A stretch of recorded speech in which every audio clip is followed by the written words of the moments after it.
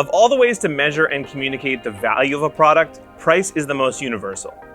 Yet, confidently pricing products is one of the most commonly expressed concerns of course and community creators. Why is it? Well, price affects every aspect of your business. If you charge too little, you can erode the perceived value, which can limit your revenue and your ability to reinvest in your marketing. If you charge too much, no one buys your product, eliminating revenue altogether.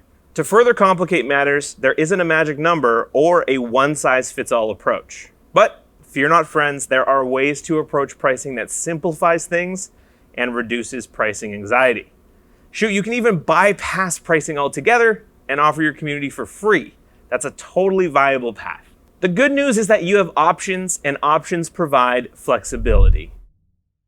In cases where you choose to price or sell your community, there are several pricing models to consider.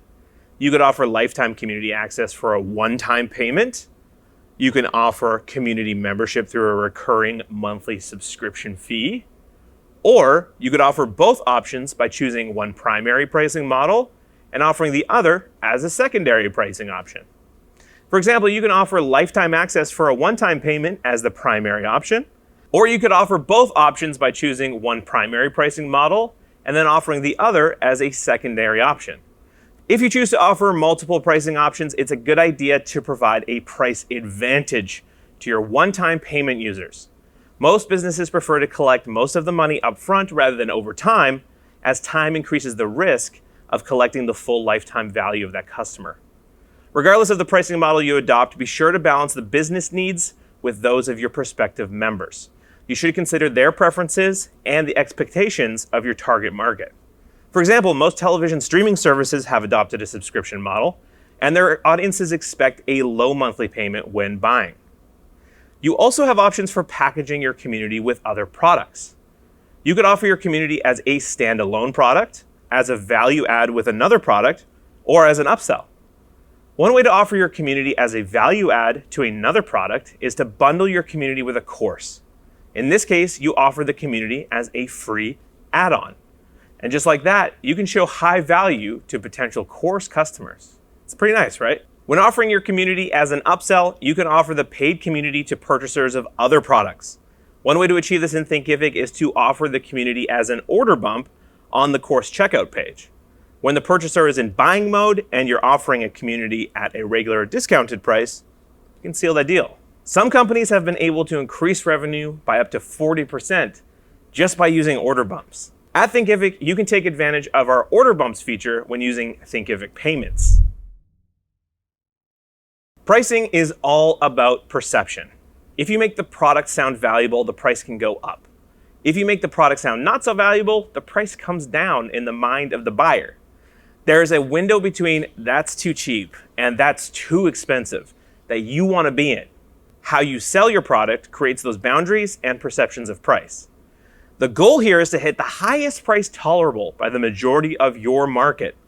And this comes with time as you experiment with various price offers and observe purchase trends. So how do you identify an initial price for your product? Well, first, look at the value of what you're offering with the community. You may offer daily or weekly Q&As, templates, articles, or other things. All of those things carry value. Next, look at the value of your time and your opportunity cost. For example, what would you normally charge for the same time that you dedicate in the community? If you spent that time in a coaching call or a one-on-one consultation with a client, how much would that time be worth? Consider a small discount here because the interactions in a community and those of a one-on-one session aren't exactly the same. And finally, look at the value of the outcome or transformation available to community members. For example, if this community can help you get a raise, create a business, maybe save money on ad spend, what is that worth to the customer? Now that we've discussed the approach, let's wrap up with some key lessons learned. You want to start low to get people in. You will likely need to discount your founding members. The trade-off is that the community is just beginning and there won't be a ton of network effect value. The value of a community becomes more about its network than the features over time. Thus, you want a lot of people to join, and you don't want price to be a barrier to volume. That's why many communities are free or they cost a low monthly or annual fee versus a high recurring fee. If you're charging a one-time fee, do so for lifetime access and then move to recurring fees for new members later. With one-time price points, the key value becomes never paying again.